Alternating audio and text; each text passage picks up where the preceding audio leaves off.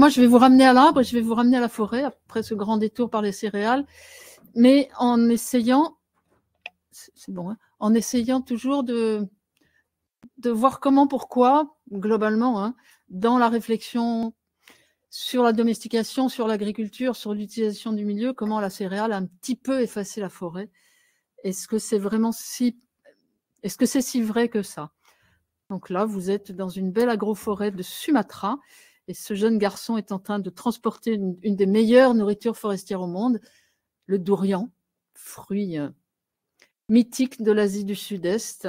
Et là, c'est toute une agroforêt, donc je vous dirai un peu ce que c'est qu'une agroforêt, qui est construite autour du dourian. Voilà.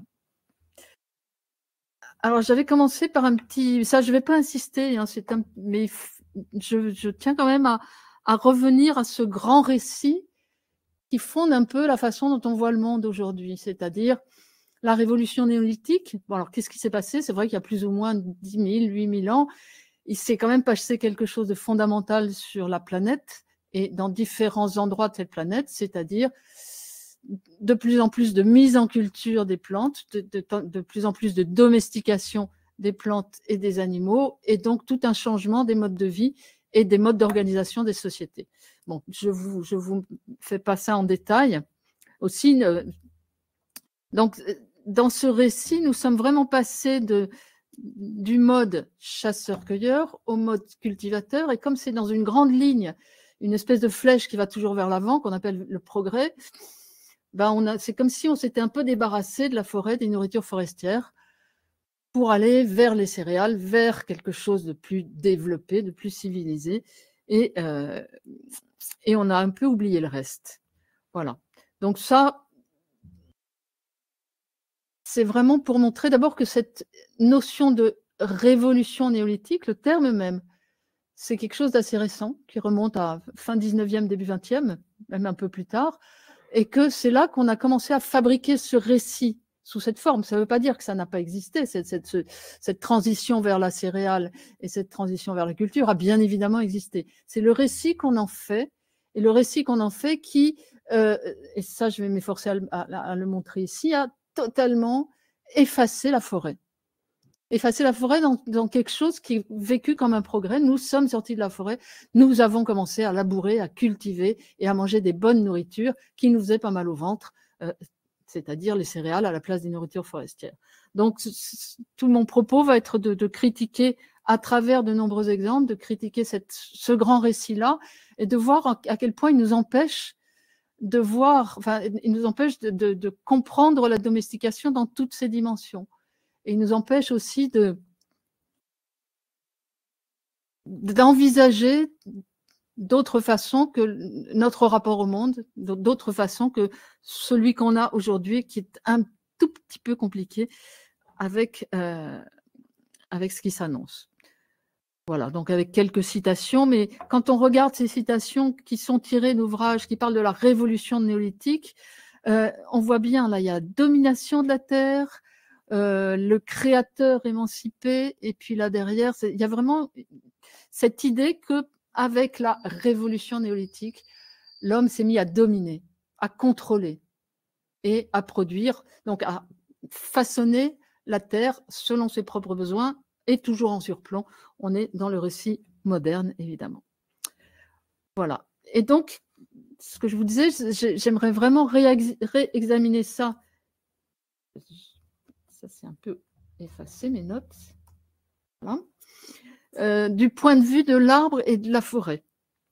Alors pourquoi? C'est parce que dans ce grand récit où on oublie l'arbre et la forêt, quand on regarde la réalité, et où qu'on soit dans le monde, sauf dans les zones les plus hautes ou les plus froides, où il n'y a pas vraiment d'arbres, mais partout où il y a des forêts, il y a toujours des exemples de maintien, de recours aux nourritures forestières, de gestion des espaces forestiers. Et en examinant ça, on se rend compte que dans certaines parties du monde, ces nourritures forestières ont eu ou ont encore une importance considérable à côté ou en remplacement des céréales. Et donc, ce grand récit dont je vous ai parlé, que vous connaissez tous, a vraiment invisibilisé l'importance, la variété de ces nourritures forestières, y compris, parce qu'on dit souvent, mais les céréales, c'est bien, c'est des hydrates de carbone, ça tient au ventre, alors que les nourritures forestières, c'est plus compliqué. Et on va voir qu'il y a des tas de nourritures forestières qui apportaient des hydrates de carbone, donc des glucides, et qui permettaient de stocker de l'énergie. Invisibilisation des pratiques qui accompagnent évidemment cette production de nourriture forestière. Et puis au-delà, c'est-à-dire comment est-ce que ces pratiques ont pu transformer des espèces forestières, alors pas en céréales, mais en espèces forestières entre guillemets domestiquées, et comment ces pratiques ont aussi transformé les milieux forestiers de façon souvent considérable. Alors ça fait beaucoup de... Il y a toute une série de questions, mais la question principale, c'est pourquoi est-ce que dans notre imaginaire, dans nos modes de représentation, les forêts aujourd'hui sont sans agriculteurs et les agriculteurs sont sans forêt? Pourquoi c'est... Alors, il y a cette dichotomie, hein, on peut l'analyser du point de vue historique, mais dans la façon dont on décrit le monde, dont on l'analyse, y compris quand on est anthropologue, souvent, ben voilà, on va chercher l'agriculture, on va soit regarder les agricultures, et puis on va travailler les céréales, les tubercules, tous les modes. Et puis on oublie complètement ce qui se passe en forêt, ou alors on travaille plutôt chez des populations forestières, et on va regarder ce qu'elles font avec les arbres. Ça, c'est dans le meilleur des cas, ou alors on va en forêt, on se dit, mais là, les humains, c'est des intrus. Et donc, c'est vraiment ce dualisme entre, d'un côté, la forêt, de l'autre côté, l'agriculture, avec pas tellement de passerelles entre elles, qui est complètement contraire à la réalité de la plupart des agriculteurs du monde. Peut-être pas en Beauce aujourd'hui, mais en tout cas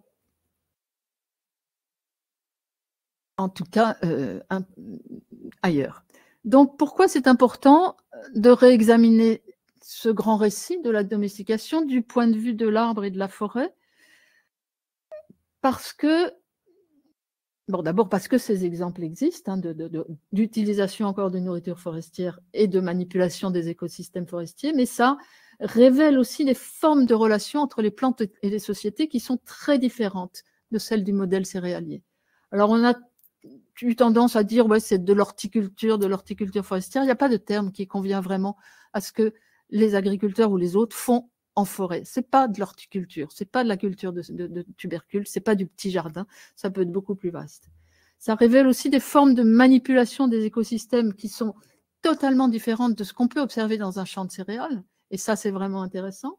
Ça révèle des savoirs, ça révèle des connaissances, ça révèle des pratiques, elles aussi tout à fait originales, pratiques sur les plantes et sur les écosystèmes. Et ces pratiques vont avoir un impact sur la façon dont on va traiter l'écosystème, mais la façon de répondre aussi de l'écosystème, c'est-à-dire des forêts un petit peu modifiées.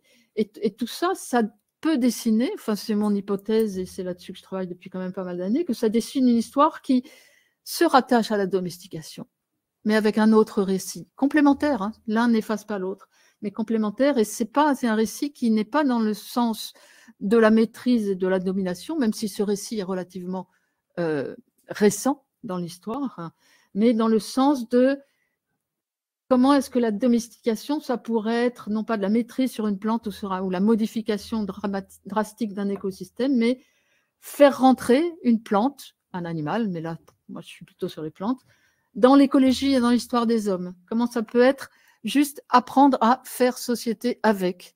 Et faire société avec, et ça, c'est heureusement, aujourd'hui, en particulier sur la domestication animale, il y a énormément de réflexions tout à fait intéressantes. Faire société avec, ça modifie à la fois les hommes et les êtres vivants non humains qui rentrent dans la société des hommes. Et donc, c'est quelque chose de totalement réciproque. Voilà. Alors, quand on essaye de faire ça, donc là, il y a les recherches que j'ai menées, puis j'ai essayé de faire pas mal de biblios parce que je n'ai pas été partout dans le monde et qu'il y a plein de choses que je n'ai pas pu faire, même si Pierre Leroux a fait un éloge, je me sens toute petite quand même, Audricourt, comparé à Audricourt, là, je rougis plus qu'une pivoine. Hein. Voilà. Mais, et en essayant de chercher ce qui se passe dans la bibliographie, c'est là qu'on s'aperçoit qu'il y a pas mal de lacunes. Alors, on voit des titres intéressants, on se dit, là, je vais trouver de l'information, et puis non. C'est-à-dire que dans la description des systèmes de subsistance, que ce soit par les agronomes, par les forestiers, par les anthropologues, il y a peu de place qui est accordée aux nourritures forestières, aux nourritures qui viennent des arbres. Et donc, on a beau chercher même dans des études assez fouillées en anthropologie, là, on reste souvent sur sa fin. Il y a aussi la même chose, quand on commence à s'intéresser à la domestication en milieu forestier tropical, eh ben, on va retomber sur les tubercules. Les arbres, on n'en parle pas.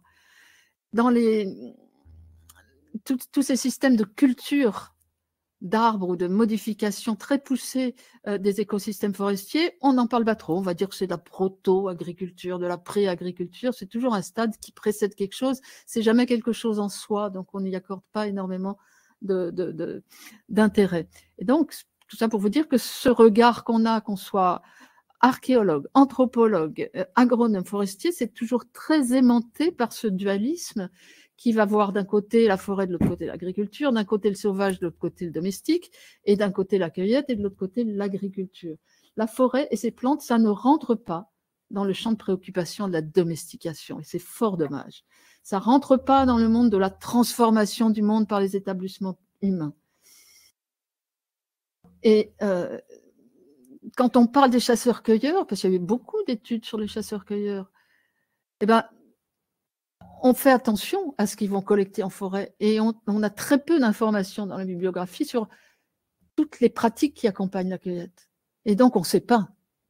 Là, on n'a pas d'informations. Alors, il y a quelques études, en particulier menées chez les pygmées en Afrique, qui montrent que pour la récolte des ignames, mais là, on n'est pas sur les arbres, effectivement, quand les populations de pygmées vont récolter les ignames en forêt, elles vont couper l'apex de l'igname, c'est-à-dire là où il y a le bourgeon, et le replanter.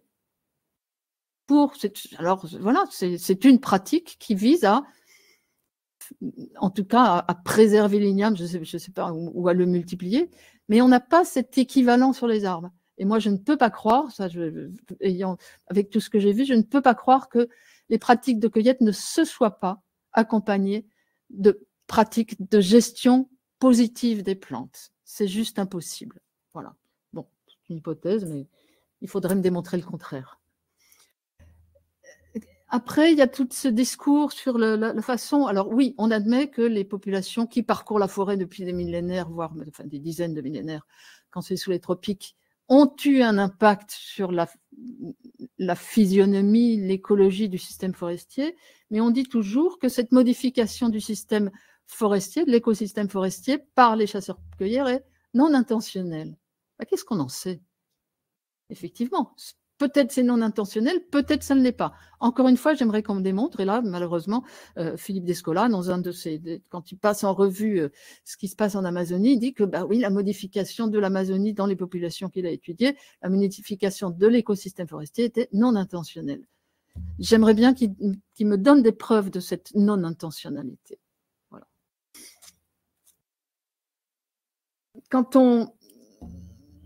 Alors, difficulté aussi, quand on est dans les descriptions faites des systèmes, parce qu'il y a eu pas mal de données sur l'évolution historique des systèmes agricoles dans le monde.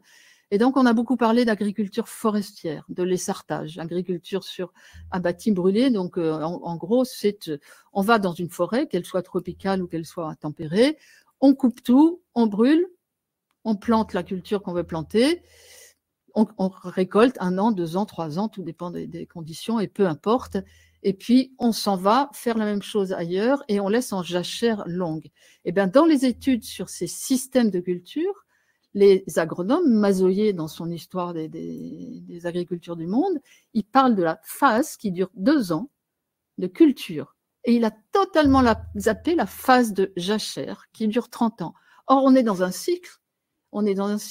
Donc c'est un système. Et la phase de culture de 2 ans est aussi importante, même si elle n'a pas les mêmes fonctions, que cette phase de jachère dans laquelle on va aller collecter des choses, chasser, parce qu'on y a aussi introduit des plantes intéressantes. Et donc, dans cette analyse des systèmes agraires, elle est complètement faussée parce qu'on va s'intéresser au riz ou au manioc, et le reste, on l'oublie. Donc là aussi, c'est difficile d'avoir des informations sur ce qui se passe, sauf dans quelques études quand même essentiellement d'anthropologues. Alors pourquoi? En gros, on ne voit pas ce qu'on ne cherche pas. Donc si on ne pense pas à dire, mais vous faites là, quand vous collectez tel fruit, est-ce que vous faites, comment vous faites? Non pas pour collecter, mais qu'est-ce que vous faites sur l'arbre? Et comme on n'y pense pas, on ne pose pas la question. Et comme on ne pose pas la question, on n'a pas de réponse. Et nous voilà un petit peu démunis pour parler de tout ça. Mais on va essayer quand même. Donc là, je vais passer en revue quelques systèmes alimentaires, quelques modes de vie basés en partie sur la forêt, en vous parlant d'abord des nourritures féculentes en milieu tropical, c'est-à-dire les palmiers. Et on va voir que ces nourritures féculentes en milieu tropical ont eu et ont encore une grande importance avec ou à côté du riz, en particulier en Océanie. Après, je vous parlerai de mon grand dada, c'est-à-dire les grandes agroforêts fruitières des régions tropicales. Et puis, on va venir voir comment ça se passe plus près de chez nous et parler des glands. Alors, je ne vous parlerai pas des glands parce qu'il y a quelqu'un qui va vous faire une conférence sur la balanophagie, mais sur cette importance qu'il y a eu, qu'il y a encore, et sur les pratiques qui accompagnent justement la gestion des chênes. Et puis, on reviendra à d'autres petits systèmes agroforestiers. Et un exemple, la châtaigneraie, qui est un exemple intéressant, et je vous expliquerai comment, mais c'est parce que là, on a un exemple d'évolution inverse, c'est-à-dire qu'on était sur des systèmes complètement céréaliers, avec très certainement importance des nourritures forestières, et que quand est arrivée la châtaigne, qui est arrivée peu à peu, mais vraiment de façon assez massive au XIVe, XVe siècle, dans le sud de l'Europe, ça a supplanté totalement ou en partie les céréales. Donc là, on a une évolution inverse qui n'est plus de la forêt vers la céréale, mais qui est de la céréale vers une nourriture, entre guillemets, forestière, menée en culture. Voilà. Donc, les palmiers, c'est surtout en Océanie. On va voir que ce n'est pas que en Océanie. Donc, des palmiers à moelle féculente qui permettent donc de récolter et de manger des hydrates de carbone. On pensait que c'était une pratique tout à fait oubliée. Alors, c'est une pratique qui a existé de façon assez massive en Asie du Sud-Est, de l'Asie du Sud-Est à la Nouvelle-Guinée et dans le Pacifique occidental. Le sagoutier, Metroxylon sagou, est un palmier des marécages. Donc, ça, c'est en arrière mangrove, c'est le long des fleuves ou dans des marécages, on va le voir, plus ou moins aménagés. Et donc, ces palmiers ont une moelle qui est un petit peu spongieuse, très riche en amidon, qu'on va pouvoir récolter pour faire de la fécule, qui est, dans ces régions-là, la base de l'alimentation. L'intérêt avec ces palmiers, ça peut faire des gros troncs, 40-50 cm, c'est qu'un seul palmier, ça peut produire des centaines de kilos de fécule, des centaines, ou en tout cas au moins une centaine. Voilà, là, les chiffres que j'ai vus, c'est de 100 à 400 kilos pour un arbre, et que ça demande du travail à récolter, de récolter cette moelle qu'on peut stocker après. Mais une semaine de travail, ça peut suffire pour récolter un arbre, et ça suffit pour la consommation d'une famille pendant plusieurs mois. Donc ça, c'est quand même vraiment intéressant.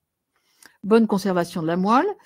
C'est des populations soit de chasseurs-cueilleurs, entre guillemets, donc des populations plutôt nomades, ou des populations sédentaires qui peuvent aussi avoir des chanderies. Donc c'est quelque chose qui est pas du tout, on peut pas attribuer la récolte du sagou à des chasseurs-cueilleurs, ni à uniquement des agriculteurs, puisqu'on trouve des populations qui ont toute une grande variété de modes de vie. Et là, il y a eu quand même des études sur la gestion du sagoutier, parce que c'est assez important, et de la part de plusieurs anthropologues. Et donc, pour faire simple, il y a 3 niveaux de gestion du sagoutier. Il y a une extraction, c'est-à-dire de la collecte, mais cette extraction, donc c'est un palmier qui drageonne, qui fait des repousses au pied.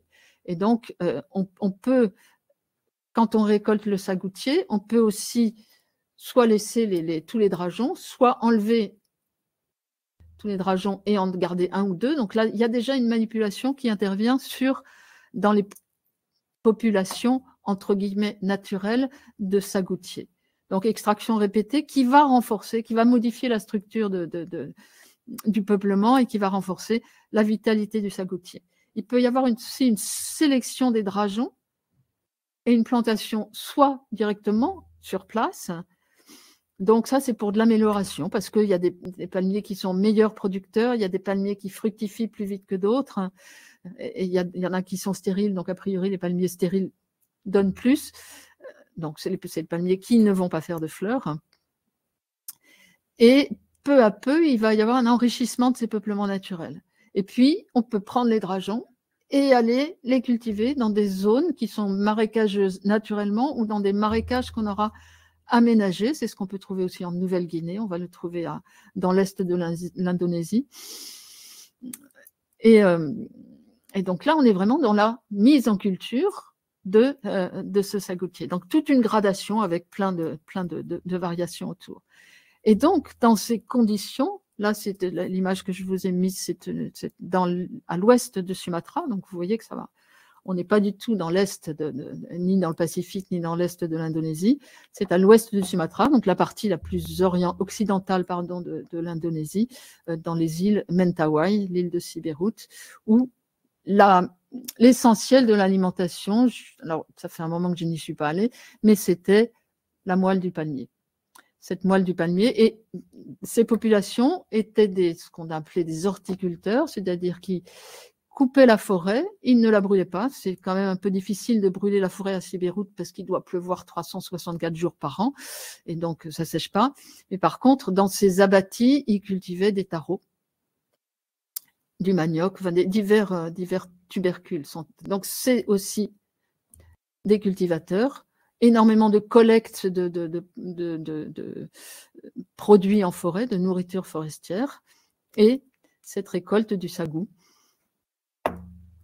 Donc oui, dans ces conditions, c'est comment faire la distinction entre ce qui est cultivé et ce qui ne l'est pas.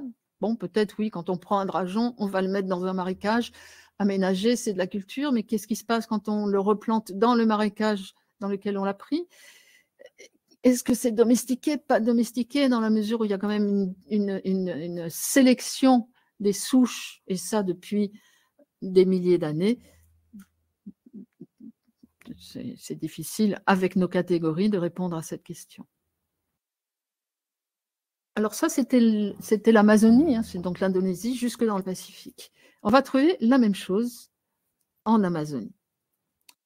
On va trouver la même chose en Amazonie avec un autre palmier, le palmier Mauricia, qui lui aussi a une moelle féculente, qui est gérée à peu près pareil. C'est-à-dire qu'on a les mêmes techniques d'extraction, on va avoir les mêmes techniques de gestion des peuplements, avec la même chose, soit de l'extraction dans laquelle on va choisir là où on extrait, soit de la replantation in situ, soit de la transplantation vers des jardins. Donc vraiment la même chose, un modèle de subsistance à base de palmiers à moelle féculente. À côté de ça, il y a aussi, et sur le même modèle, de la gestion de palmiers. Alors là, pas pour la moelle, mais des palmiers qui ont des fruits desquels on va tirer une boisson. En particulier, j'ai un peu oublié, mais celui qu'on appelle, celui qui est le plus cultivé aussi pour les cœurs de palmier, les bourgeons de palmier, qui est un palmier qu'on trouve énormément dans les marécages, dans le delta de l'Amazone. C'est Euterpe, je crois. Non, pas Euterpe, ça c'est là. Non. Ouais. Non, c'est pas du liquala, mais on récolte les fruits. De ces fruits qu'on écrase et qu'on met dans l'eau, on tire une boisson qui est très énergétique. Voilà. Le açaï, ça s'appelle açaï en Guyane, ou açaï. Voilà. Et c'est aujourd'hui pas mal commercialisé comme superfood. Ça ressemble à Ça, c'est le Mauricia, hein, donc ça, c'est pour la moelle. Mais on va trouver, et donc, c'est la structure de ces peuplements de palmiers pour les fruits ou de ces peuplements de Mauricia a été étudiée quand même par des écologues et qui ont montré que non, c'est pas du tout une structure de peuplement naturel, il y a vraiment une modification de l'écosystème naturel par les pratiques qui accompagnent la récolte. Alors on le trouve, c'est moins visible en Afrique et ça a été surtout très peu documenté en Afrique centrale avec une cicadacée, Encephalartos horridus. Je ne sais pas, c'est une petite plante qui a des feuilles terriblement épineuses. Et puis surtout le raffia, le raffia farinifera, qui produisent des sagous. Alors moi j'ai cherché de la référence sur ce pain des Cafres et j'ai trouvé ça nulle part, mais juste dans. Et donc je n'ai aucune idée si ça a été géré ou pas. On va trouver ça en Asie avec là encore des cycas, avec des cycas à moelle féculente.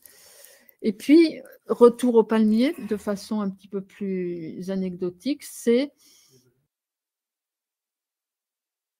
J'ai pas trouvé sur ce raffia farinifera énormément de renseignements, mais j'ai pas cherché, j'ai pas passé mon temps à chercher, sur l'utilisation pour la moelle. Si vous avez des références.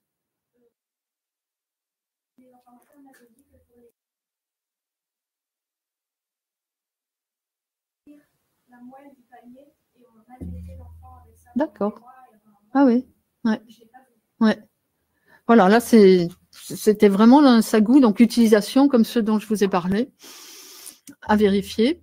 Et puis, donc, d'autres palmiers en Asie, hein, le Caryota qui est un palmier qu'on va trouver dans les forêts de Sumatra et de Bornéo, qui là aussi était utilisé, un beau palmier, hein, qui était utilisé aussi pour la farine, enfin pour la moelle et pour fabriquer de la farine. Et on en revient à, s'il y avait tout ça, alors, c'est pas toutes les populations de Bornéo n'habitent pas près de marécages pleins de sagoutiers. Dans toutes les forêts, il n'y a pas du Caryota, puis c'est assez disséminé, mais ça interroge quand même sur ce dont on parlait tout à l'heure, c'est-à-dire comment est-ce qu'on est passé à la culture du riz. Et moi, j'avais étudié une population dans l'est de Sumatra qui était réputée être encore nomades et chasseurs-cueilleurs, sauf qu'ils ne l'étaient plus et qu'ils avaient des essarts et qui cultivaient du riz. Mais par contre, ce qui était intéressant, donc ils disaient, nous, on est des cultivateurs de riz, on n'est plus des mangeurs de sagou, parce que mangeurs de sagou, c'est un peu les sauvages et les sangliers qui vont aller manger les sagous, donc ils n'étaient plus le sagou, donc ils n'étaient plus, entre guillemets, mangeurs de sagou. Et donc, on a un peu été regarder leurs essarts, et on dit, mais alors, vous avez combien de variétés de riz dans les essarts? 3. Ah bon, 3. Ça veut dire que c'était pas là depuis longtemps et que ça les concernait pas vraiment. Parce que si on est vraiment concerné, ce qu'on disait tout à l'heure, par la culture du riz, que ça fait très longtemps que cultive du riz en essart, il y a création de variétés, sélection de variétés. Là, ils en avaient 3, ce qui montre à quel point ils n'avaient pas besoin du riz. Ils avaient adopté le riz parce qu'on leur avait dit qu'ils n'étaient plus des sauvages et que s'ils continuaient à manger du sagou, ils étaient encore des sauvages. Mais bon, ça ne les intéressait pas vraiment. Voilà. Alors, restons en Afrique, et là, c'est plus un palmier, puisqu'on a, j'ai pas trouvé d'informations sur la gestion du raffia pour l'alimentation, et par contre, sur le palmier à huile, là, il y a plein de choses. Et le palmier à huile, c'est vraiment intéressant, c'est un palmier qu'on va trouver depuis le Sénégal jusque au-delà du Tchad, hein. Et alors, ça a été qualifié de l'arbre le plus utile de l'Afrique de l'Ouest, parce que, effectivement, ça sert à tout. Ça sert essentiellement dans l'alimentation, par la production de l'huile, avec 2 types d'extraction de l'huile, hein, soit à partir de la pulpe rouge qui entoure les graines, soit à partir de la graine elle-même. Donc, mais c'est aussi utilisé dans la construction, dans la médecine, c'est aussi utilisé pour la fabrication de bière et de vin de palme, etc., etc. Donc, ça fait partie de tous ces paysages productifs d'Afrique de l'Ouest, d'Afrique centrale et au-delà. C'est un palmier à peu près ubiquiste et qu'on a conservé comme ce que vous voyez là au Sénégal, dans les zones agricoles. Là, on est dans une zone agricole où on a cultivé du sorgho, je crois. Vous voyez les troupeaux en arrière-plan et la structure forestière qui a été considérablement amoindrie est quand même dominée par les palmiers à huile. Et donc là, il y a pas mal même si ce n'est pas énormément quand même, il y a quand même quelques études sur la gestion du palmier à huile en Afrique. Et la plupart des études disent que les palmeraies, c'est quand même le résultat d'une gestion à long terme de ces palmeraies, avec très souvent des défrichements pour la production agricole, et ça tombe bien, le palmier à huile, il aime bien les défrichements. Il aime bien la lumière, il résiste au feu, enfin c'est une essence. Là, pour l'Afrique, c'est super, quand on va transporter le palmier à huile à Bornéo, et que c'est le seul qui résiste au feu, là, c'est moins rigolo. Mais voilà, et là, il y a toute une étude sur la gestion de ces palmiers à huile, y compris des palmiers à huile qui sont plantés, ça j'en ai vu au Congo, plantés dans des espèces de petits systèmes agroforestiers, des petits jardins avec de la noix de cola, avec du safoutier. Voilà, c'est une composante de ces petits jardins agroforestiers comme de ces grandes savanes cultivées en Afrique de l'Ouest. Et ce qui est intéressant, c'est que dans les études en archéologie, on a retrouvé les traces des camps de base, ça c'est au Ghana, on a retrouvé les traces des camps de base à travers la présence de noyaux, de concentration de palmiers à huile et d'arbres fruitiers, qui sont vraiment et des choses qu'on va retrouver après à Bornéo. C'est-à-dire que les campements des nomades sont marqués par des enrichissements en espèces forestières utiles. Alors, il n'y a pas que les palmiers, hein, si on est en Océanie, donc là, de la Nouvelle-Guinée au Pacifique, il y a l'arbre à pain qui porte bien son nom, hein, l'arbre à pain qui fournit l'essentiel, parce que là, on n'a pas de céréales, en tout cas dans ces îles du Pacifique, pas de céréales, des tubercules, oui, des taros, des ignames, mais pas de céréales. Et donc, l'arbre à pain pourvoit à l'alimentation glucidique. Alors, soit dans les îles du Pacifique avec des variétés sans graines, et donc on va faire fermenter la pulpe, qui se conserve très bien et qu'on pouvait conserver sur les grands voyages qui ont amené ces populations depuis l'Indonésie jusqu'aux plus lointaines îles du Pacifique. Et en Papouasie, on a aussi, en Nouvelle-Guinée, donc des variétés d'Artocarpus, mais qui cette fois ont des graines, et c'est les graines qu'on va utiliser. Donc ça montre aussi que dans ce grand voyage de l'Artocarpus, il y a eu des sélections. On a sélectionné des variétés sans graines, là il faut les reproduire quand même, et on a sélectionné des variétés à graines. Donc là, même si c'est, bon, on admet que c'est une espèce cultivée vaguement, hein, dans des jardins, mais il y a quand même une sacrée sélection sur cette nourriture forestière, à tel point que on ne sait pas c'est quoi un Artocarpus sauvage de cette Artocarpus, je ne sais plus quel est son petit nom. Mais donc là, voilà, encore une fois, un exemple de nourriture de base fournie, non pas par des céréales, mais par un arbre forestier. Alors en Papouasie, on va trouver beaucoup de pandanus à graines. On va trouver des pandanus à huile aussi, mais là aussi toute une variété de nourriture forestière qui fournissent les hydrates de carbone, et non pas de carbure, excusez-moi. Et ce qui est intéressant, c'est que dans tous ces jardins, au niveau de l'arbre à pain, dans la plupart de ces jardins, c'est que ils ne sont pas tout seuls, ces arbres à pain, et ça me fait une très belle transition vers les agroforêts, c'est-à-dire que les arbres à pain sont mélangés à plein d'autres espèces utiles, plantées ou pas. Là, juste un petit détour par les Moluques. Donc, on est sur une île à côté de la grande île d'Ambon, donc les Moluques à l'est de l'Indonésie. Et là, on est dans des magnifiques agroforêts dans lesquels il y a de l'arbre à pain, il y a un canarium. Là, ces enfants sont sur un canarium qui est donc produit des noix oléagineuses qu'on va manger, qui sont absolument délicieuses, qu'on peut faire griller. Enfin, voilà. Il y a des châtaignes de Tahiti, donc qui produisent des fruits, là aussi plutôt riches en hydrates de carbone. Et puis, vous voyez des cocotiers, on voit bien le tronc incliné des cocotiers. Et puis, il y a des bananiers, ouais, il y a un lancium sur le tronc cannelé, qui est un lancium. Donc un lancium, c'est un lanxate, c'est un fruitier, un petit fruitier, c'est absolument délicieux, voilà. Ouais, voilà. Et évidemment les épices, parce que les Moluques sont un des centres de diversification et de domestication, de mise en culture des épices, dont la noix de muscade, originaire d'une île des Moluques, avec une histoire assez catastrophique sur qu'est-ce que ça donne quand le capitalisme, très précoce, puisque c'était les Hollandais, s'empare d'une ressource. Et donc, noix de muscade, mais aussi des girofliers. Donc, dans ces systèmes qui sont de structures forestières avec des systèmes étagés, on est dans un système où certaines choses ont été plantées, d'autres non. Mais c'est des jardins qui fournissent de nombreux produits. Alors là, on parle que des nourritures forestières, mais il y a plein d'autres choses aussi. Hein. Il y a du matériel, il y a des utilisations médicinales, etc., etc. Et donc, voilà. Et là, on va passer à ce monde incroyable des autres nourritures forestières qu'on va trouver soit en forêt, soit dans ces agroforêts.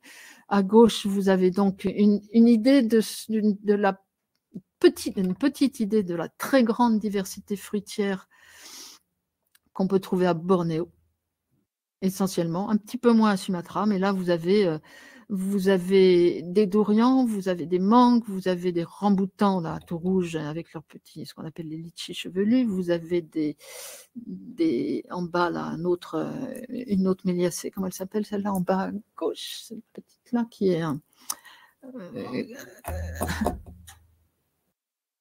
ça ressemble à un litchi. Vous avez des sapotiers, vous avez des fruits de rotin, vous avez des fruits de canarium, justement, ceux-là, si je ne m'abuse. Enfin voilà, vous avez plein de choses. Ce monde incroyable des fruitiers à Bornéo. Et puis, de l'autre côté, vous avez aussi les épices, parce que la plupart des épices qu'on consomme sont des épices qui viennent d'arbres et qui ont été plus ou moins domestiqués et en tout cas intégrés à ces agroforêts. Voilà. Et donc l'agroforêt, c'est quoi alors? L'agroforêt, ça peut être plein de choses. Ça va de ce dont on a parlé tout à l'heure sur les campements des chasseurs-cueilleurs au Ghana, c'est-à-dire des bosquets.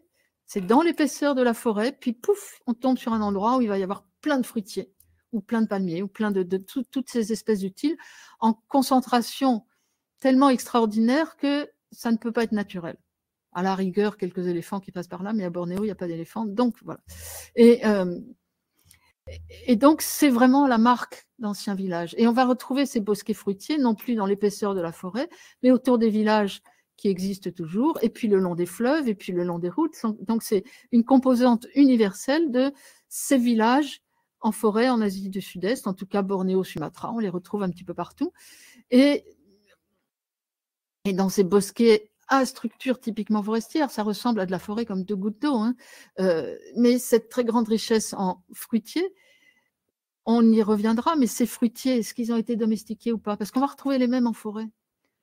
Le dourian, on ne connaît pas l'ancêtre sauvage du dourian, à tel point qu'on se demande, mais finalement le durian, le Durios ibetenus, celui qu'on voit ici, là, est-ce qu'il est domestiqué et on ne connaît plus son ancêtre sauvage, ou est-ce que c'est comme ça qu'il est apparu? Et ça, et à Bornéo, il y a d'autres espèces de durians. Là, on est sûr que, enfin, on n'est pas sûr, mais on a les mêmes en forêt, on a les mêmes dans les agroforêts. Même chose pour les mangues. Il y a je ne sais plus combien de variétés d'espèces, de manguiers à Bornéo. Il y en a qui font 45 mètres de haut. Donc, mais c'est transplanté aussi dans les jardins. Domestiqué, pas domestiqué. En quoi ça modifie? Ça modifie pas la physionomie de l'arbre. Je reviendrai là-dessus, mais la plupart des domestications d'arbres qui ont été faites à l'époque contemporaine, le principe, c'est qu'on sort l'arbre de l'écosystème forestier, on va le ratatiner, on va en faire des mini-arbres, et on va faire de ces essences qui sont pour l'essentiel des essences de sous-bois forestier ou des essences qui germent à l'ombre des forêts, on va en faire des essences de plein soleil.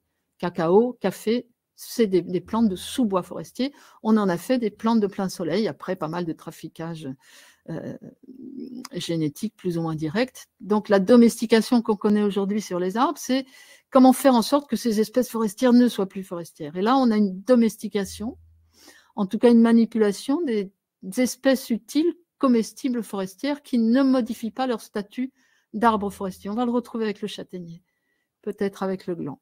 Mais voilà, donc on est sur un autre rapport de comment j'incorpore l'arbre qui m'est utile dans mon système alimentaire, comment je l'incorpore dans mon système cultivé.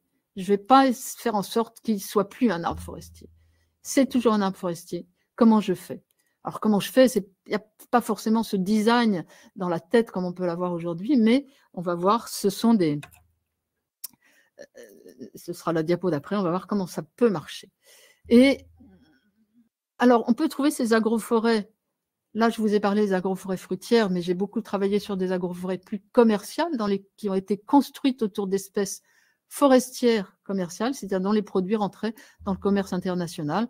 Ça peut être l'EVA, qui n'est pas une espèce indonésienne mais amazonienne, mais ça peut être aussi des résines ou justement des épices cultivées sur des échelles un peu plus grandes. Et donc, ces agroforêts commerciales, on va les trouver.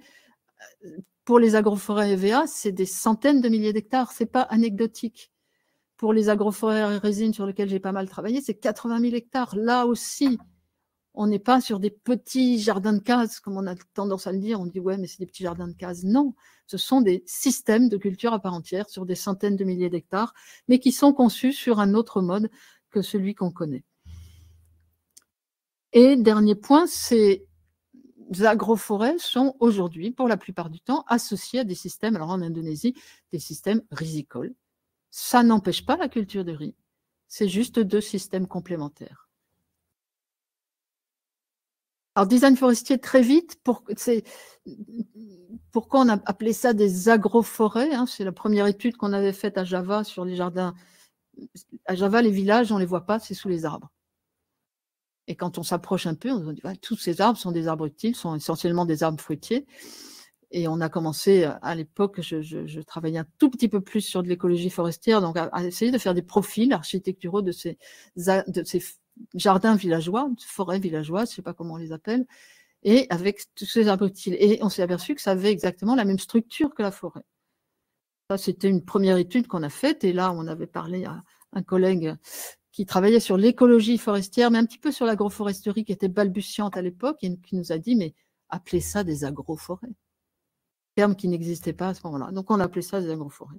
Et en fait, ça leur va très bien. C'est-à-dire que c'est des forêts, dans le sens écologique du terme, dans le sens écosystémique, c'est des forêts qui se reproduisent, qui peuvent se reproduire selon leur propre dynamique. C'est en tout cas des forêts dans lesquelles les dynamiques de la végétation et les dynamiques des interactions entre les animaux et les végétaux s'expriment de façon optimale. Et alors ça peut avoir été planté à partir des essarts, et c'est souvent maintenu comme une forêt à partir des petites clairières. On va ou non coloniser avec des espèces. Quand une clairière dans la forêt, c'est un écosystème dynamique. Il y a un arbre qui tombe, ça fait une trouée. Et là, s'installent des plantes pionnières, des plantes qui ont besoin de soleil pour germer et qui ont un cycle de maturation assez rapide. C'est ce qu'on appelle les forêts pionnières. Et dans les agroforêts, on va trouver que les agriculteurs viennent coloniser ces trouées dans leurs agroforêts avec des plantes héliophiles, c'est des bananiers, ça peut être du manioc, toutes ces plantes qui vont très vite cicatriser la trouée.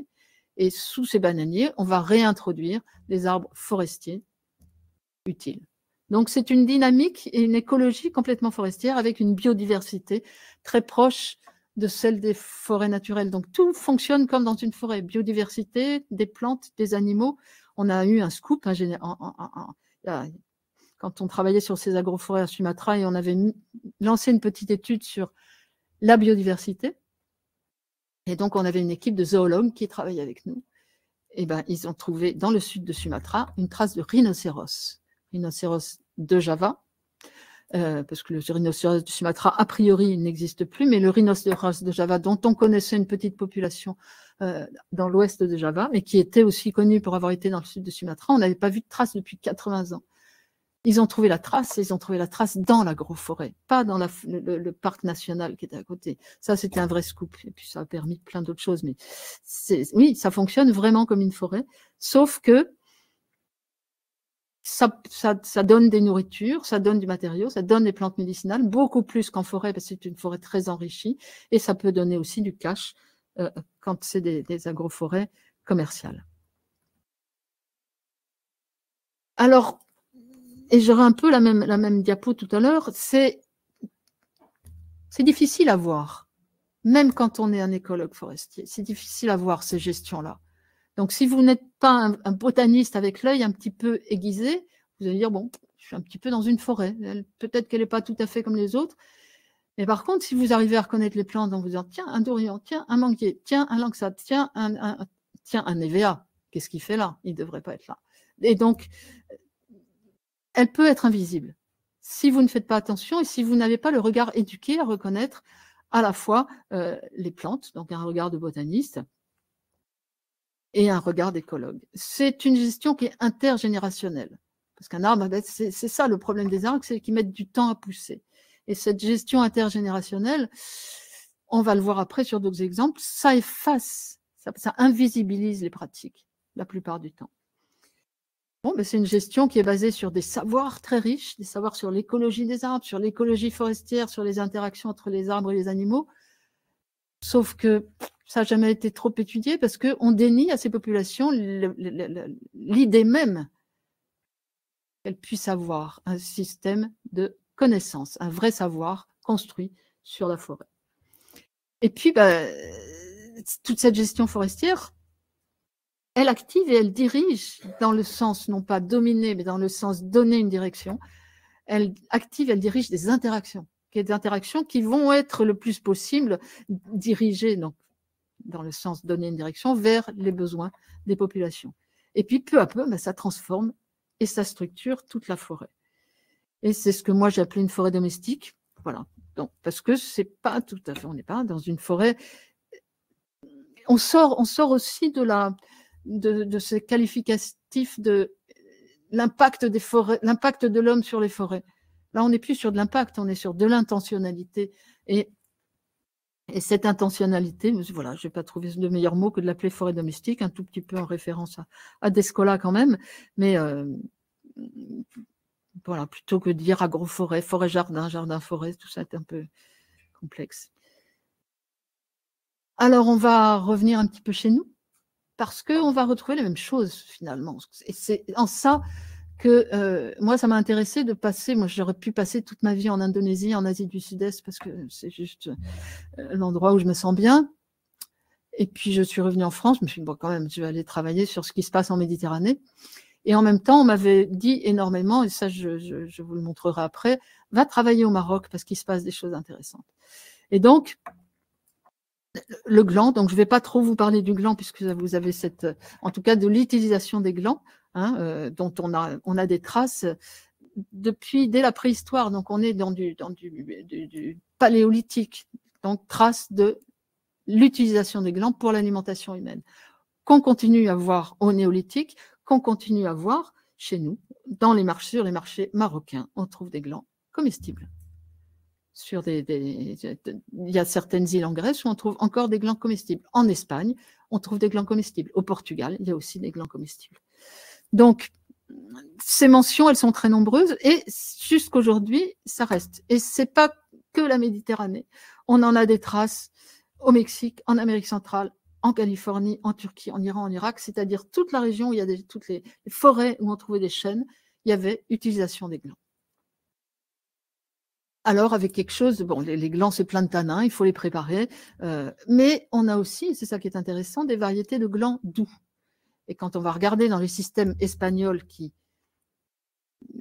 s'occupent des chênes, on va apercevoir qu'il y a une très grande concentration de chênes verts qui produisent des glands doux. Donc là, on a une sélection, on a un travail sur le gland.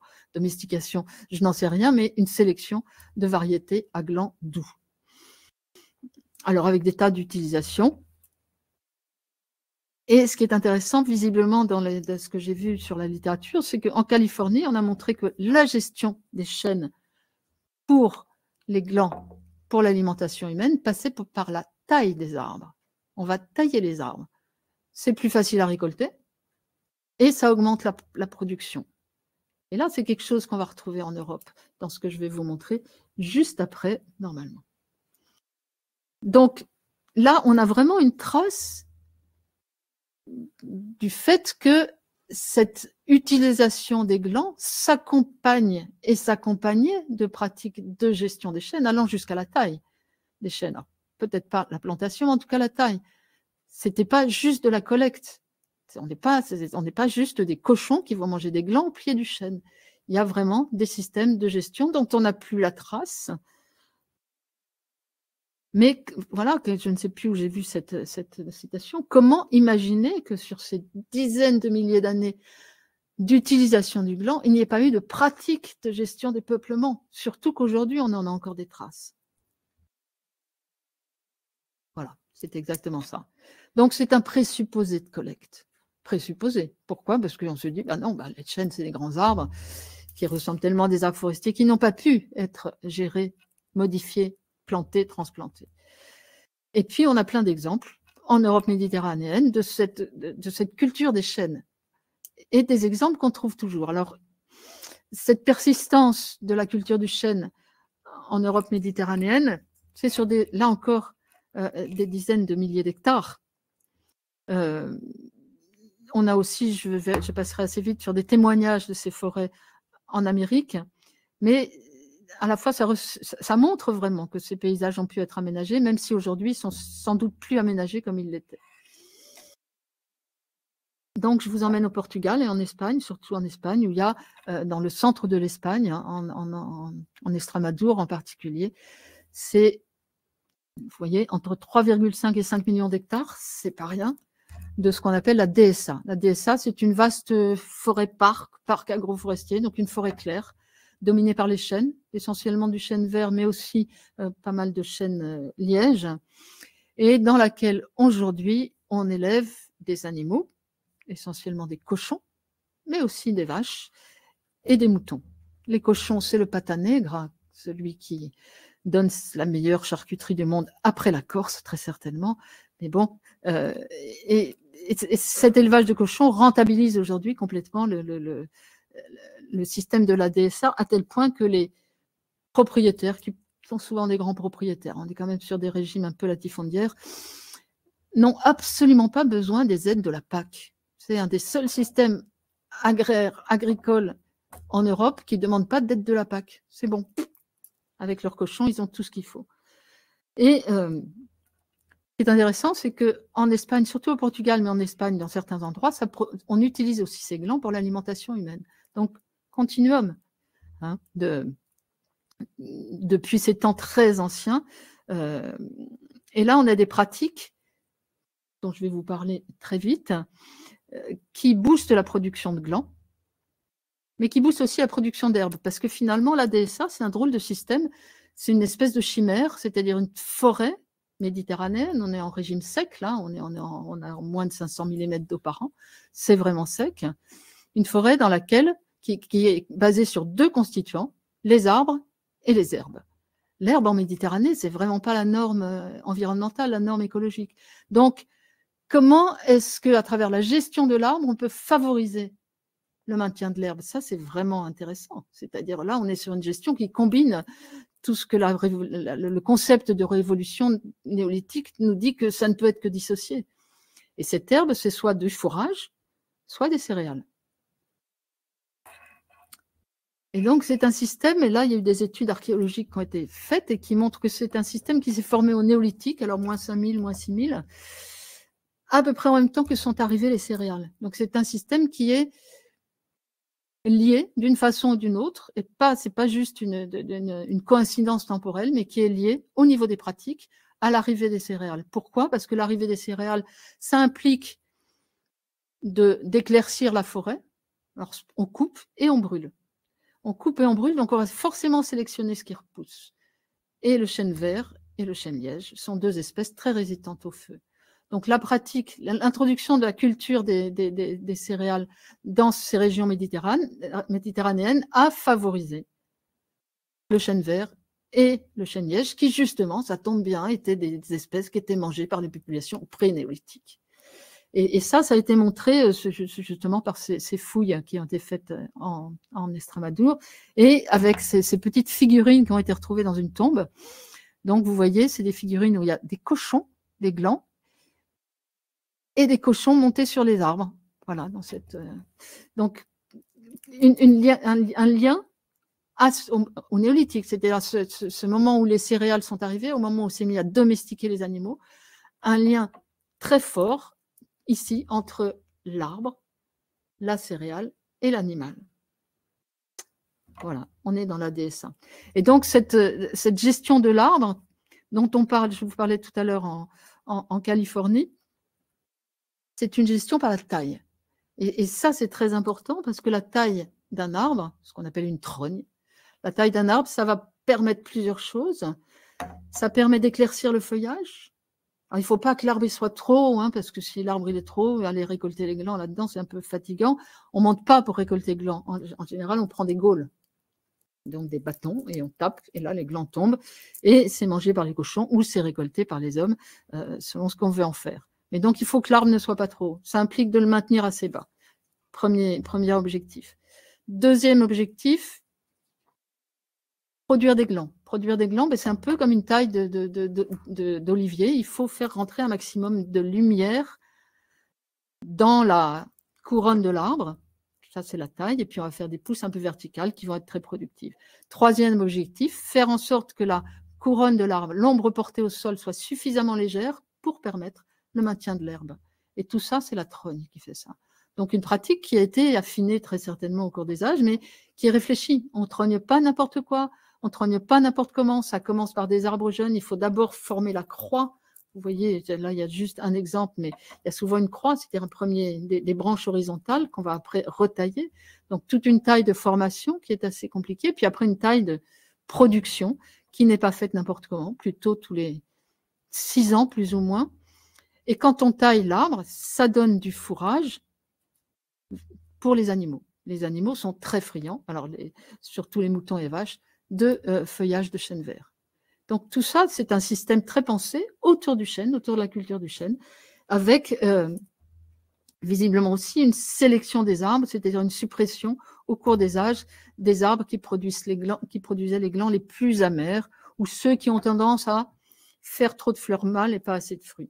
Donc une sélection qu'on ne voit pas parce qu'on se dit mais c'est un arbre forestier, mais qui a été profondément un écosystème et des arbres qui ont été profondément modifiés par les pratiques humaines. Très rapidement, on va retrouver, alors ça c'est là aussi pas facile de trouver des informations là-dessus, mais visiblement dans certaines forêts d'Amérique du Nord, et là on n'est pas en Californie, on est plutôt sur le centre et l'Est, il y avait des forêts dont on retrouve peu de traces aujourd'hui, mais dont on retrouve des traces dans les récits des premiers colons. Il y avait des forêts très claires.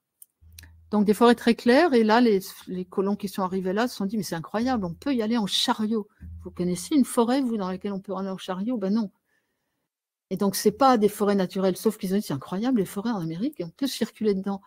Mais non, on ne peut pas, c'est juste pas possible, sauf que les Indiens, ils avaient un petit peu disparu parce qu'on leur avait refourgué quelques maladies. Donc, mais on s'est aperçu que ces forêts-là, qui étaient des forêts qui coexistaient avec de la culture de haricots, de courges et de maïs, hein, c'est des forêts qui avaient été nettoyées. Donc, nettoyage sélectif, utilisation du feu et essentiellement pour appâter le gibier. Donc là, on n'a pas de domestication des animaux, on a modification de l'écosystème forestier pour attirer du gibier, pour faciliter la chasse. Autre rapport aux animaux aussi. Mais tout ça, c'est pour augmenter la production, dans ce cas-là, de protéines. Mais cette utilisation du feu, elle sélectionne aussi les arbres. L'éclaircissage sélectif, ça sélectionne les arbres. Et donc, dans ces arbres, dans ces forêts, ce qu'on a trouvé, c'est que il y avait beaucoup de chênes, mais il y avait aussi des châtaigniers. Le châtaignier blanc d'Amérique qui a disparu à cause d'une maladie, mais il y avait aussi les carias. Les carias, c'est toutes les espèces apparentées aux noix de pécan, et puis des noyers. Et donc, ça fournissait à la fois des glands pour les hydrates de carbone. Il y a aussi des glands qui sont des glands qui fournissent de l'huile, mais on a aussi toutes les noix de caria qu'on utilisait pour faire des boissons très nourrissantes, des espèces de laits végétaux. Et puisqu'on est dans les graisses, je vous réemmène en Afrique sur ces immenses, qu'on appelle des parcs sahéliens. Donc les parcs, c'est un peu comme l'équivalent sahélien de ce que je vous ai raconté pour les parcs à chêne vert. Il y en a beaucoup qui sont construits autour du karité. Le karité qui est donc un arbre qui produit le beurre de karité qui servait dans l'alimentation, dans la médecine, dans des cérémonies, etc., etc. Et donc, c'est un processus de transformation de la forêt sèche soudano-sahélienne un long processus qui passe par des éclaircissages sélectifs, encore une fois, c'est-à-dire qu'on ne coupe pas tout, du brûlis, donc des espèces qui vont résister au brûlis, des protections des arbres désirables, pas des transplantations, mais les arbres sélectionnés vont pousser mieux, et une forêt claire, donc une canopée qui n'est jamais fermée, qui permet la culture en dessous de mil, d'igname et de divers légumes.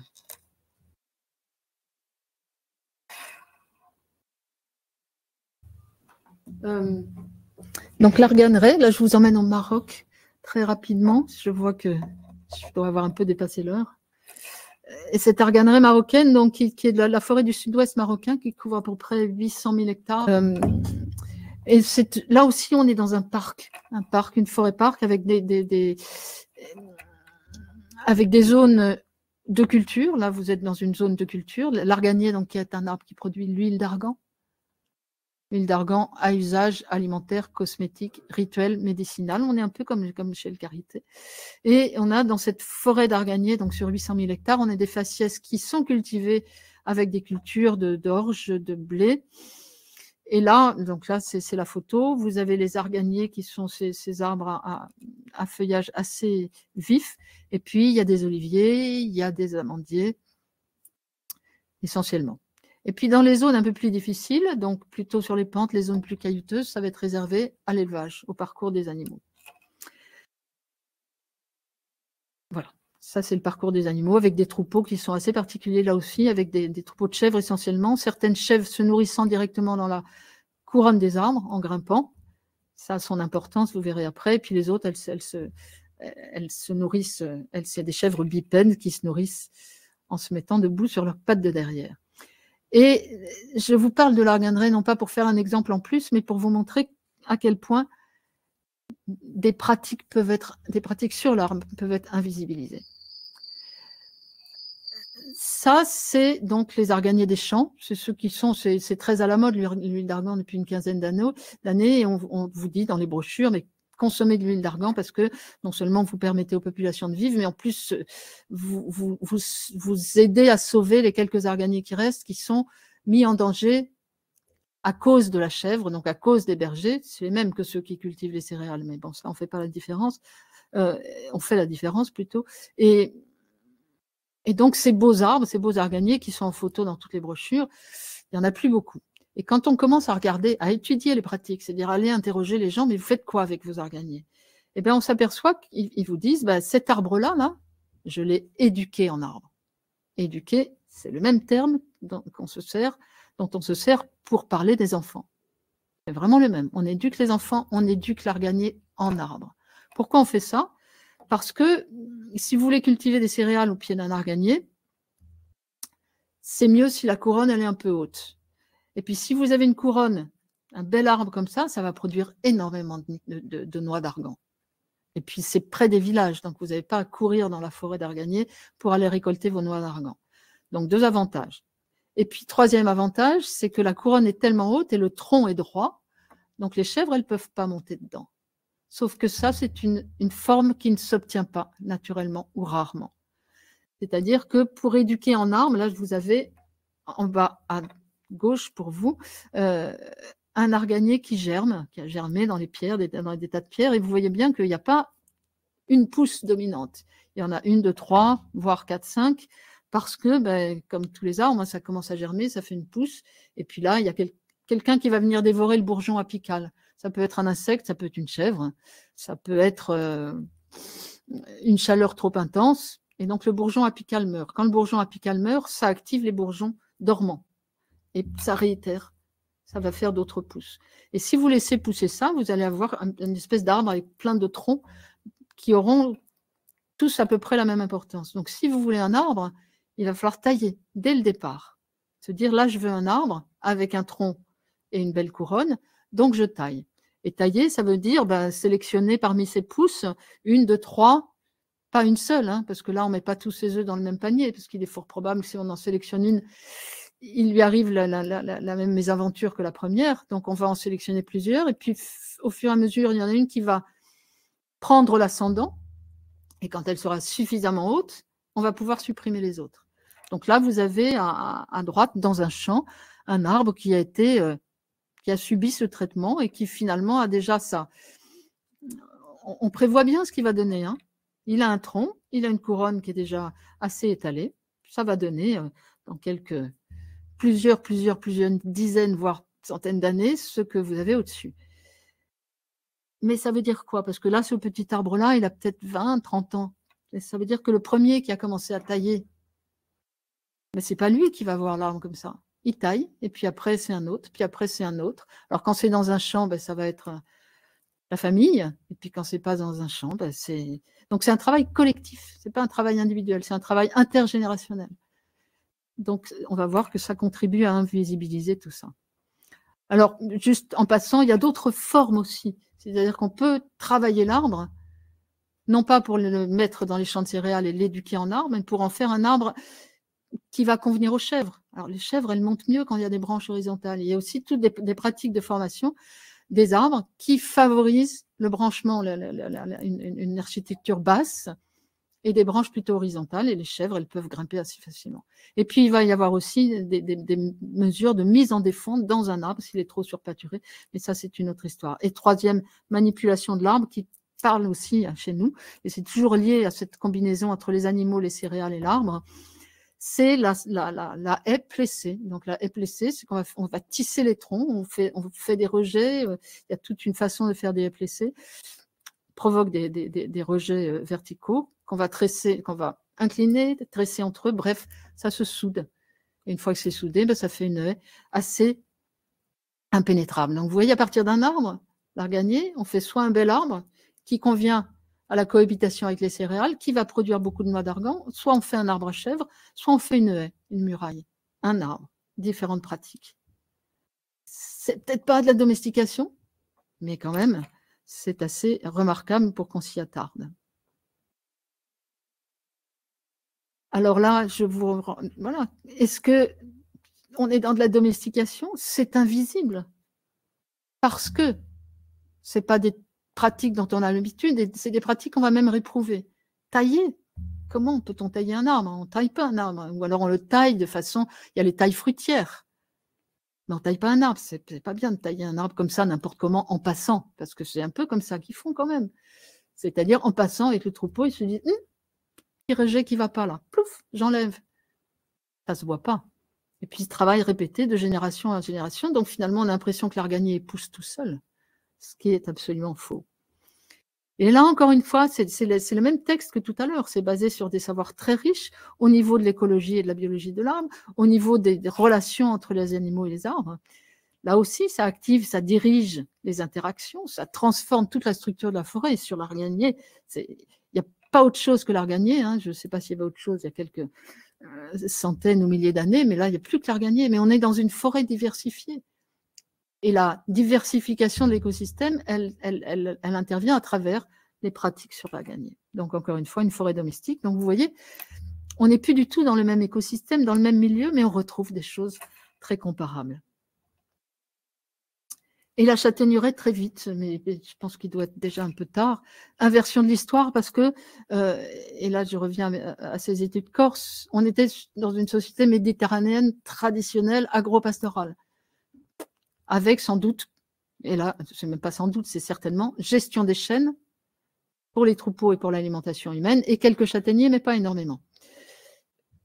Et puis là arrivent les Génois qui veulent cultiver du blé en bord de mer, et ils se disent, mais là, il y a des troupeaux qui passent de partout, on ne va pas pouvoir cultiver du blé, à moins d'enclore, mais là, c'est la guerre avec les Corses. Donc là, on est à la fin du XVe siècle. Ils se disent, on va essayer de fixer les populations qui étaient agro-pastorales, donc culture de céréales, elles cultivaient les céréales en bord de mer avec les troupeaux en hiver, et puis elles montaient dans la montagne en été, où il pouvait y avoir là de la culture de légumes. Mais donc, un double habitat, bord de mer et montagne, et une double transhumance entre la mer et la montagne. Donc les Génois arrivent en se disant, ça ne va pas du tout, la double transhumance, ça ne peut pas le faire. Comment est-ce qu'on va pouvoir fixer les populations? On va les forcer à cultiver de l'arbre. Et donc, culture forcée, 5 cultures forcées, dont le châtaignier. Alors, il a fallu qu'ils y mettent le paquet, les Génois, parce que les Corses, ils ne voulaient pas cultiver du châtaignier. Ils disaient, mais on est agro-pasteur, on cultive des céréales. et on mène nos troupeaux, donc on n'a rien à voir avec l'arbre.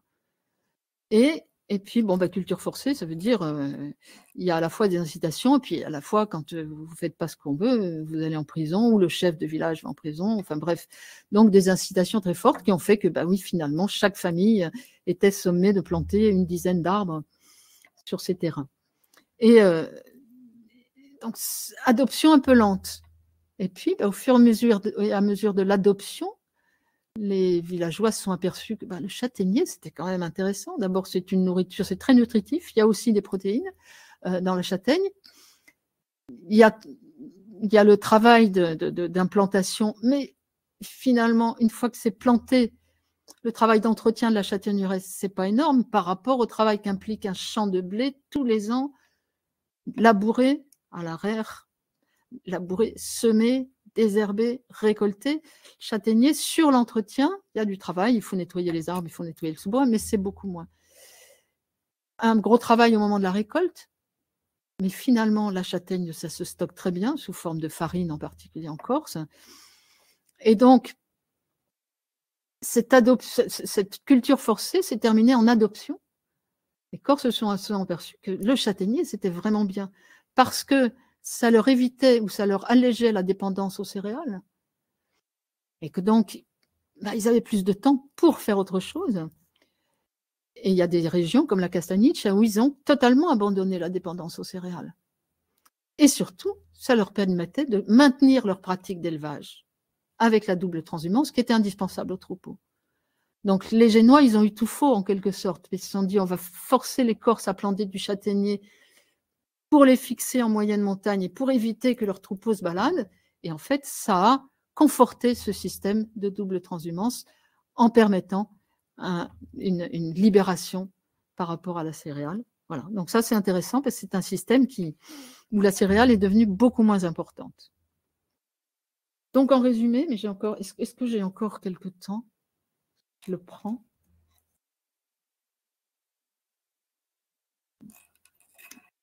Donc en résumé, voilà. Je vous en ai parlé de quelques-uns, mais il y en a encore bien plus. Il y a encore de façon historique, c'est très clair, mais encore aujourd'hui, de nombreux systèmes de subsistance, soit non céréaliers, mais surtout non exclusivement céréaliers, basés sur l'arbre. Et ça, c'est totalement sous-estimé dans toutes les études qu'on peut faire.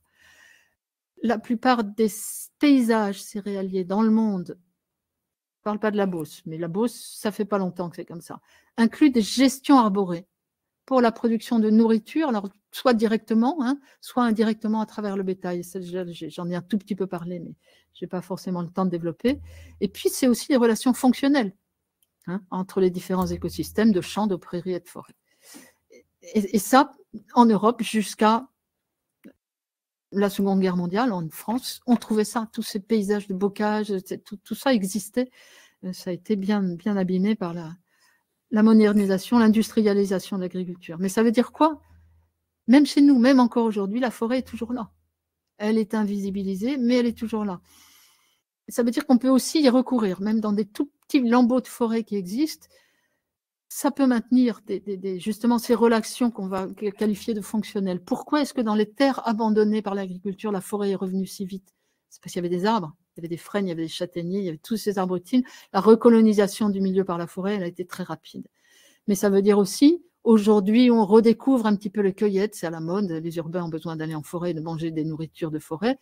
On peut toujours y aller, et à partir de ça, peuvent se redévelopper d'autres types de relations. Et donc, je reviens à ça, cette distinction au niveau des ressources alimentaires entre les ressources produites et les ressources collectées, on est toujours dans cet entre-deux. C'est plus une question de degré, d'intensité, plutôt qu'une question de nature, comme dirait M. Ingold.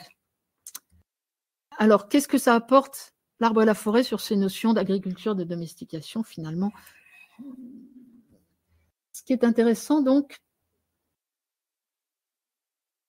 excusez-moi, voilà, je vous ai beaucoup parlé de cette invisibilisation des pratiques, on va revenir, je vais vous parler un tout petit peu de comment on comprend très mal, en fait, ce qui se passe au niveau de la, entre guillemets, domestication. Qu'est-ce que ça fait des dizaines de milliers d'années de sélection et de pratiques qui ne sont pas celles dont on a l'habitude dans la domestication, ni des arbres, ni des céréales en agriculture moderne. Qu'est-ce que ça fait à la forêt? Qu'est-ce que ça fait à l'arbre?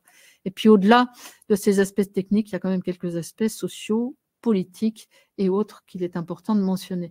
Donc relire la domestication à la lumière de l'arbre, et l'agriculture, qu'est-ce qui fait agriculture? Pour la céréale, oui, c'est le labour. Sur les arbres, certainement pas. Sur les tropiques, pas le labour non plus. Donc qu'est-ce qui fait agriculture?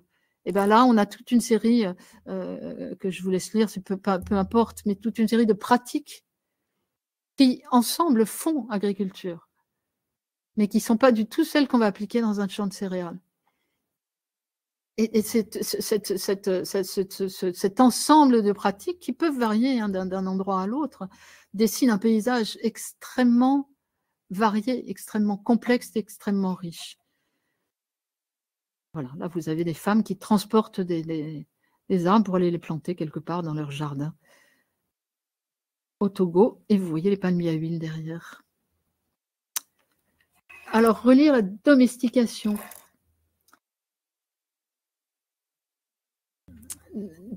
La domestication, je vous en ai parlé un tout petit peu pour l'arbre tout à l'heure. La domestication, puis pour les céréales, c'est vraiment, on va maîtriser la production, mais on va maîtriser la reproduction. C'est ça qui fait qu'une espèce est domestiquée, c'est qu'elle ne se reproduit plus toute seule, mais il faut l'intervention de l'homme pour qu'elle se reproduise. Ça, c'est une définition très, très partielle et partiale de la domestication. Et on a vu, je vous ai mentionné que finalement, on avait des arbres fruitiers qui peuvent être très différents, qui peuvent être très peu différents, excusez-moi, entre le jardin et la forêt, même le châtaignier. C'est-à-dire que le châtaignier est greffé, bien sûr. Là, on a une vraie pratique qui arrive, qu'on connaît en arboriculture. Sauf que le châtaignier reste dans son essence profondément forestier. À la fois au niveau de son port, c'est un grand arbre. On le taille de temps en temps, mais c'est un grand arbre. Et puis, si on l'abandonne, il continue à vivre. Un pommier que vous abandonnez, que vous ne soignez plus, au bout de 10 ans, il n'est pas vraiment en forme. Un châtaignier, ça résiste. Et donc, la domestication, est-ce que c'est ce contrôle des facteurs de production? On a vu que ça pouvait être bien d'autres choses. Un petit mot sur ces pommes sauvages au Kazakhstan. Donc, au Kazakhstan, il y a une... Et au Kyrgyzstan aussi, il y a des forêts qui sont très riches. Alors, au Kazakhstan, surtout en pommiers, et au Kyrgyzstan, il y a des noyers, il y a des pommiers, il y a plein de... tous ces ancêtres sauvages de nos pommiers. Et ces forêts du Kazakhstan sont très riches. Alors là, on est vraiment sur des pommiers. Alors déjà, une forêt où il n'y a que des pommiers, c'est un tout petit peu étonnant, mais personne ne se demande pourquoi il n'y a que des pommiers dans cette forêt. Et il y a des tas de variétés de pommes. C'est une espèce, Malus siveri, dont on a prouvé qu'elle était l'ancêtre de nos pommiers domestiqués. Mais il y a des tas de variétés. Il y a des variétés rouges, il y a des variétés jaunes, il y a des gros fruits, il y a des petits fruits, des fruits acides, des fruits très sucrés. Et là, quand on a commencé à s'y intéresser, on s'est dit, ah ben oui, c'est l'ours. Parce que pour germer, il vaut mieux que ça passe par les fesses d'un animal. On dit, c'est l'ours. L'ours, il aime mieux les gros fruits sucrés, donc il est allé manger là, il est allé déféquer ailleurs, et c'est ça qui a fait la variété de cette forêt. Enfin, dans cette forêt et tout autour, il y a des hommes depuis longtemps. Alors pourquoi est-ce que là aussi on va effacer? C'est une question, hein. Peut-être que l'homme n'a rien joué, n'a joué aucun rôle dans cette diversification, dans cette production des variétés de pommiers, mais n'empêche qu'il y a quand même des hommes autour, et il y a des hommes qui ont transplanté ces pommiers depuis très longtemps dans leur jardin. Enfin, là, on a tout un continuum de la forêt jusque vers les villages, avec là un degré de pression, un degré de manipulation, mais pourquoi ce ne seraient pas aussi les hommes qui auraient participé à cette diversification des pommiers qu'on observe au Kazakhstan? C'est une question, mais qui n'a jamais vraiment été posée sous cette forme. Voilà, je vous ai parlé de cette domestication qui a sorti les arbres de la forêt pour les transformer à la fois en nains et en espèces de plein soleil. Donc là, effectivement, c'est le café, c'est le cacao, c'est pas mal d'arbres, mais c'est pas la seule façon de traiter des arbres pour qu'ils continuent à vivre avec nous et à produire. Donc, qu'est-ce qui se passe si donc relire cette domestication à la lumière de l'arbre, c'est vraiment cet aspect essentiel de l'engagement intergénérationnel entre les arbres et entre les humains, entre les arbres et les humains. C'est-à-dire que, bon, un arbre, ça vit beaucoup, beaucoup plus vieux que nous, hein. On a des exemples de genévriers turifères utilisés par les agropasteurs au Maroc, gérés, taillés, qui ont au moins 1000 ans. au moins 1000 ans. Ça fait combien de générations, si vous comptez 4 générations par an, par siècle. Donc, très, très intergénérationnel. Alors, dans beaucoup de ces systèmes, on ne plante pas. C'est peut-être pour ça qu'on dit que ce n'est pas agricole. On ne plante pas parce que l'arbre, ben, il va venir seul. C'est-à-dire, c'est un don du ciel. L'arganier, ça ne se plante pas. C'est un don de Dieu. Mais par contre, il peut être choisi. Il peut être approprié. On peut choisir de le laisser là ou de le transplanter. On peut le sélectionner et dire, bon, celui-là, finalement, il n'est pas très intéressant. Je l'enlève, mais celui-là, je le garde. Même si on ne plante pas, il y a quand même énormément de pratiques qui influent sur l'existence de l'arbre et sur ce qu'il est. Cette notion dont je vous ai parlé de soins d'éducation, et ça, on va la retrouver pour pas mal d'arbres au Maroc. Le fait qu'on est dans une on ne plante pas pour soi, on plante pour les générations à venir. Même un châtaignier, ça ne se plante pas pour soi-même, parce que le temps qu'ils deviennent vraiment productifs, c'est les enfants, voire les petits-enfants qui vont en profiter. Mais par contre, si on est dans cette continuation des plantations ou des gestions, hein, ça veut dire que chaque génération va bénéficier de l'investissement qui a été fait par les générations d'avant. Donc c'est quoi? Responsabilité pour ceux dont on a hérité et réciprocité, c'est-à-dire je continue à planter pour maintenir ce système pour ceux qui vont venir. On est dans quelque chose de totalement opposé à l'individualisme et à la culture spéculative dont on va décider ce qu'on plante d'année en année parce que c'est la PAC qui décide. On est dans un autre monde. Et puis ces arbres, oui, font partie du fait de leur longévité, ils font partie des constellations familiales, des histoires familiales, des généalogies familiales. Il y a des arbres qu'on va nommer. Il y a des arbres qui vont avoir des places très spécifiques dans le paysage comme marqueurs de l'histoire d'un village ou d'un territoire. Ces vieux arbres qui sont investis de valeurs morales, religieuses, les ancêtres, des sages, des témoins, en fait, tout ça, c'est toutes les études. Là, les anthropologues se sont plus lâchés là-dessus parce que c'est des choses qui leur plaisent plus. Et là, on a vraiment des témoignages de cette importance des arbres. Et puis, ces cadres analytiques et idéologiques qui nous empêchent de voir la forêt comme un milieu pourvoyeur, hein, c'est quoi? C'est d'abord ces habitudes alimentaires qui donnent peu de visibilité aux nourritures des arbres, surtout aux habitudes alimentaires urbaines et modernes en Europe. Mais on a aussi ce cadre analytique qui est alors d'inspiration romaine, d'inspiration méditerranéenne en tout cas. Donc c'est venu avec toute l'immigration des populations néolithiques, puis ça a été reformulé par Rome surtout, qui nous a beaucoup, beaucoup, beaucoup influencé dans la façon dont on voit le monde, en tout cas celui-là. Et donc ça empêche de voir la forêt comme un milieu donateur, puisqu'on a cette trilogie qui va du plus domestique au plus sauvage. Le plus domestique, c'est la gerre, c'est le champ labouré, cultivé en céréales, qui est rattaché à la domus, à la maison. De l'autre côté, on a Silva. Silva, c'est vraiment le domaine du sauvage. Et puis entre les deux, on a le saltus, c'est-à-dire les jachères, les prairies. Et là, c'est vraiment le bétail qui fait l'aller-retour entre, d'abord qui investit le saltus et qui fait l'aller-retour entre la gerre et la silva. Mais dans la gerre, tout est contrôlé. L'ortus dont on parle beaucoup moins, qui était important. La silva, c'est l'antithèse de la gerre, quelque part. Ça ne peut pas être domestiqué, c'est du sauvage, parce que ça se situe à ces deux pôles qui, dans la trilogie romaine, constituent le monde, entre guillemets, domestique. Et puis, il y a autre chose. Il y a aussi la façon dont l'agriculture, ce qu'est l'agriculture aujourd'hui, ce qu'est la forêt aujourd'hui, nous empêche de voir ce qu'elle est ailleurs, aujourd'hui chez nous, hein, et ce qu'elle a pu être dans l'histoire.